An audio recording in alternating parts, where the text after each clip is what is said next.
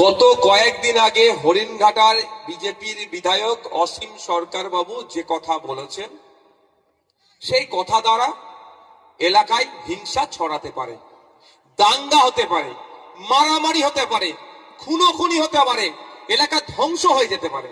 মারামারি করে নিজেদের মধ্যে সমাজকে ধ্বংসের দিকে ঠেলে দেওয়ার মতো বক্তব্য দিয়েছে।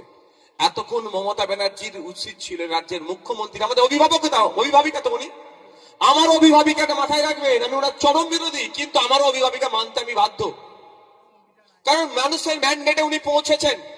উনি আমাদের সবার দায়িত্ব ওনার মাথায় অর্পণ করেছে মানুষ ভোট দিয়ে। তো ওনার উচিত ছিল এতক্ষণ ওনার নামে অভিযোগ দায়ের করে পুলিশ সুমোটো করে ওনাকে তুলে জেলের মধ্যে রাখা।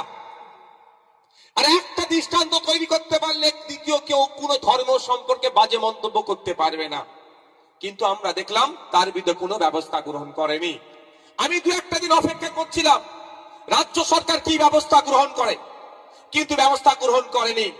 সেই ব্যবস্থা গ্রহণ করতে হচ্ছে কাকে? ভাঙড়ের বিধায়ককে।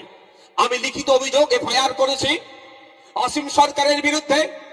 তিনাকে প্রমাণ দিতে হবে। তিনি যে কথা বলেছেন একাধিক ধারাকে উল্লেখ করে আমি জানিয়েছি থানাকে, প্রশাসনকে জানিয়েছি কি কি হিংসা হতে পারে, কোন কোন সেকশনকে ভায়োলেট করেছে, বিএনএস এর কোন কোন সেকশন অনুযায়ী তার বিরুদ্ধে মামলা হওয়া দরকার, সমস্ত বিষয়টা উল্লেখ করেছি। মমতা ব্যানার্জি তার পুলিশের যে কাজটা করার দরকার ছিল, ভাঙড়ের বিধায়ক হিসাবে আমি সে কাজ করেছি। এরপরেও যদি ব্যবস্থা গ্রহণ না করে আমি আপনাদের জানিয়ে দিতে চাই আমি আইনের দ্বারস্থ হব, কোর্টের মাধ্যমে এটা আমি বোঝাপড়া করে দেব। কারণ সংবিধান যেখানে ধর্মচারণের স্বাধীনতা দিয়েছে, ধর্ম পালনের স্বাধীনতা দিয়েছে, ধর্মীয় কাজকর্ম করার স্বাধীনতা দিয়েছে, সংবিধান কোন জায়গাতে অন্য ধর্মকে নিয়ে কুরুচিকর মিথ্যা অভিযোগ, যে অভিযোগ তুললে ধর্মে ধর্মে আঘাত লাগতে পারে, হিংসা ছড়াতে পারে, এই ধরনের কথা বলার স্বাধীনতা দেয়নি।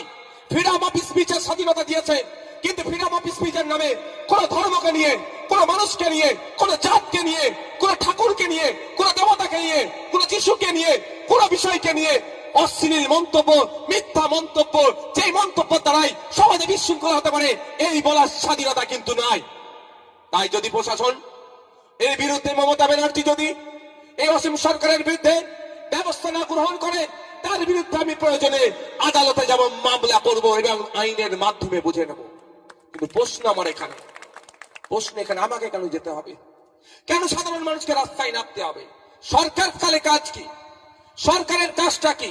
এই ধরনের অবাঞ্ছিত মন্তব্য যারা করছে তাদেরকে আইনত ব্যবস্থা করা। তবে একটু জানিয়ে দিতে চাই, শুধু অসীম সরকার নয়, কালকে কেউ যদি হিন্দু